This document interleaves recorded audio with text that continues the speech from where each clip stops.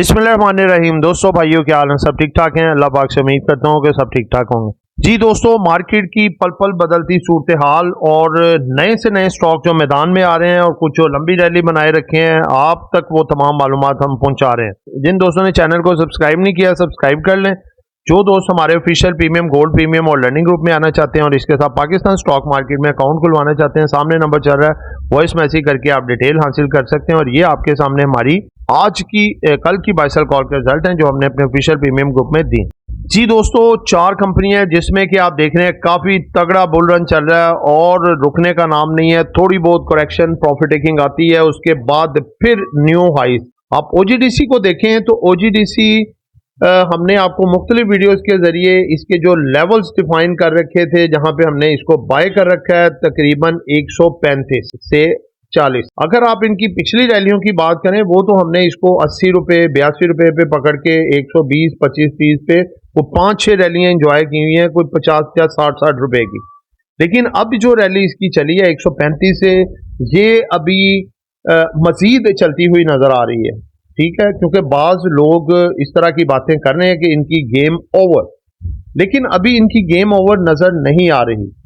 इनमें करेक्शन आती रहेगी। जैसे कि आप देखें कि पिछले 3-4 सेशंस जो चल रहे हैं 2-3 वीक से, ये कंपनियां जैसे ओजीडीसी है, पीपीएल है, पीएसओ है, एसएनजीपीएल है, ये अपनी थोड़ी थोड़ी डाउन साइड पे प्रॉफिट टेकिंग देती है, लेकिन फिर उसमें एकदम उछाल आ जाता है और फिर वो जो उन्होंने अपना हाई लगाया होता है उसको भी ब्रेक करके अगले हाई पे क्लोजिंग देते हैं। जैसे कि मार्केट चल रही है, केएसई 100 का इंडेक्स देखें कि जो अपना वो हाई लगा रहा है उसको ब्रेक करके दोबारा एक नया बुल रन स्टार्ट कर लेता है।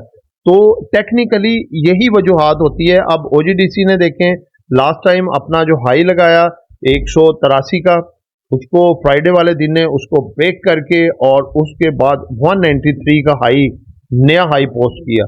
इसी तरह पीएसएक्स को देखें तो पीएसएक्स ने भी फ्राइडे वाले दिन 92,700 का हाई पोस्ट किया, उसके बाद फिर उसको ब्रेक करके 93,000 पे एवर हाई क्लोजिंग दी।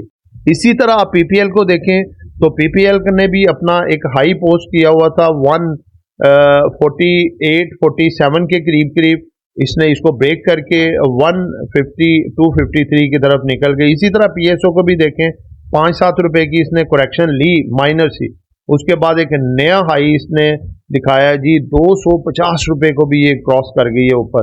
और इसी तरह आप देखें एसएनजीपीएल को 80 रुपए का हाई पोस्ट करने के बाद इसने तकरीबन 84-85 रुपए का दोबारा से हाई इसने बना दिए।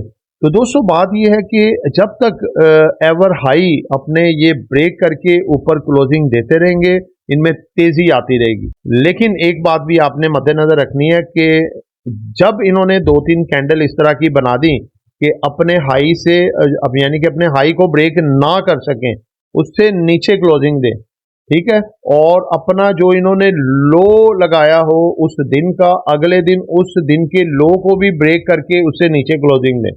ठीक है, यानी कि अपना लो लगाना शुरू कर दें तो फिर इनमें समझने की एक बड़ी प्रॉफिट टेकिंग आ सकती है। क्योंकि देखें, प्रॉफिट टेकिंग या करेक्शन तो एक समझ लें हकीकत होती है और इसको हमें तस्लीम करना चाहिए और इसको जहन में रखना चाहिए।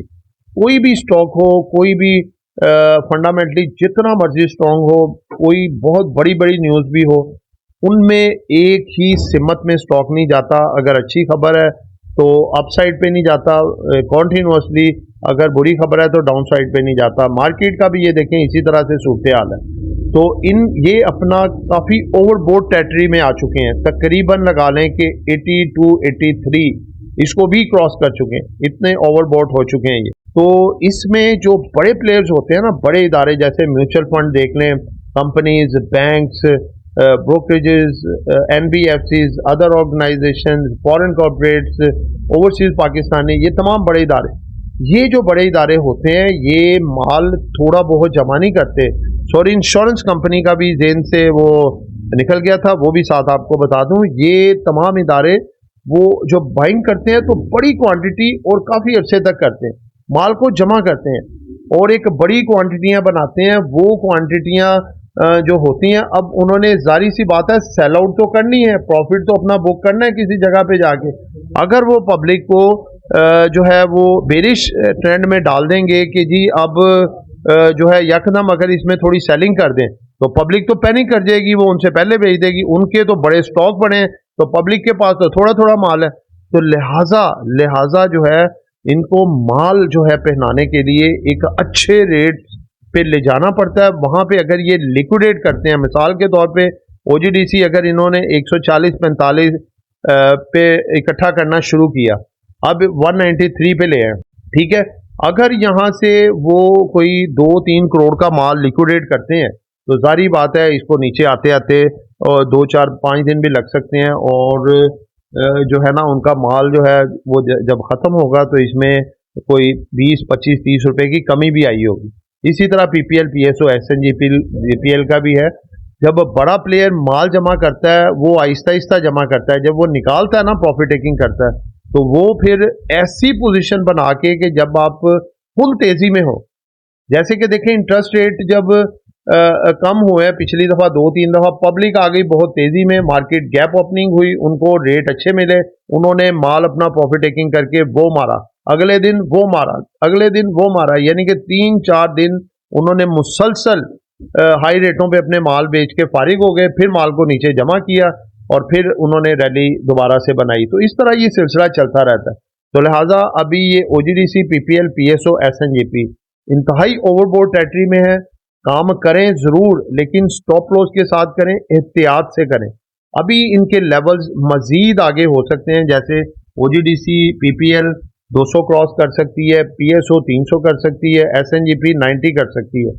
ये हतमी नहीं है, मैं एक आपको एक्सपेक्टेशंस बता रहा हूँ, ठीक है, क्योंकि और ऊपर रेट ये लेके जाएंगे तो वहां से बड़े प्लेयर जब लिक्विडेट करेंगे तो उनका माल जो है अच्छे रेटों पे सारे का सारा बिक जाएगा।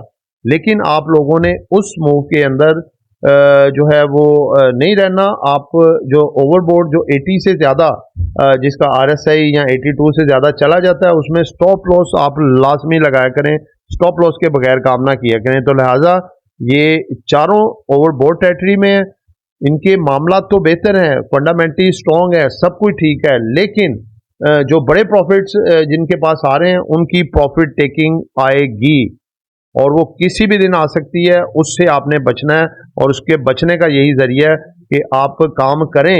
मैं काम से नहीं रोकता, काम करें, क्योंकि अभी और मजीद इनमें उछाल आ सकता है, लेकिन किसी भी टाइम यकदम प्रॉफिट टेकिंग आती है तो आपका स्टॉप लॉस हो जो कि हिट हो जाए। अब देखिए अचानक तेजी आ रही है ना, जैसे कि ये रुके होते हैं, डाउनवर्ड जा रहे होते हैं, अचानक तेजी आती है, 8-8, 10-10 रुपए प्लस हो जाते हैं।